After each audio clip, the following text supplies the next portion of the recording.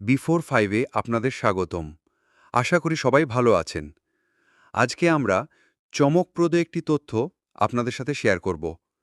আর সেটা হলো সম্প্রতি ভারতের কেরালা রাজ্যের একটি school, Ramavilasam vocational higher secondary school বা আরভিএসএস একটি অভিনব পাঠদান পদ্ধতি গ্রহণ করেছে, যার নাম হচ্ছে নো ব্যাকবেঞ্চার্স বা নো মোর ব্যাকবেঞ্চার্স।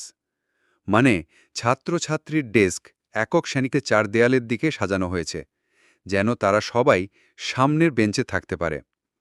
আর এই আইডিয়া চালুর পিছনে রয়েছে এক মজার বিষয়।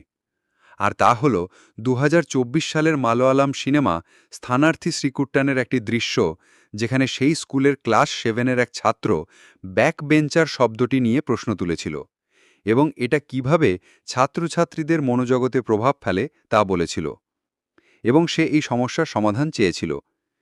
সেই দৃশ্য থেকে অনুপ্রাণিত হয়ে কেরালার স্কুলটি তা বাস্তবে প্রয়োগ করে দেখালো।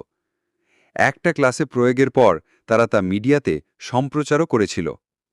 তাদের দেখাদেখি ইতিমধ্যে কেরালায় অন্তত ৭-৮টি বিদ্যালয় এবং পঞ্জাবে একটিতে এই প্রয়োগ করেছে।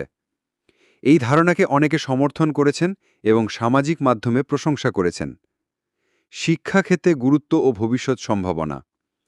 ফ্রন্ট ব্যাক বেঞ্চ বিভাজন মুছে দিয়ে ছাত্র-শিক্ষক ঘনিষ্ঠতা বাড়ায়, যার মাধ্যমে স্কুলগুলোতে ছাত্র ভর্তি ধরে রাখতে সহায়ক হতে পারে।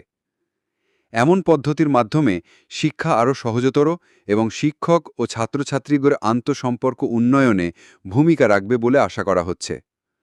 এখানে আশা জাগা নিয়ে ব্যাপার হলো, ছবির একটি মাত্র দৃশ্য শিক্ষায় বড় নীতিগত পরিবর্তন আনতে সাহায্য করেছে। নো ব্যাকবেঞ্চার্স ধারণা শুধু আলোচিতই নয়, বাস্তবেও সেটি অনেক বিদ্যালয়ে ফলপ্রসূভাবে প্রয়োগ করা হচ্ছে। এটি শিক্ষার নতুন এক দিশা। আজ এটুকুই। এই রকম আরও ভিডিও পেতে সাবস্ক্রাইব করে আমাদের পাশে থাকবেন। ধন্যবাদ।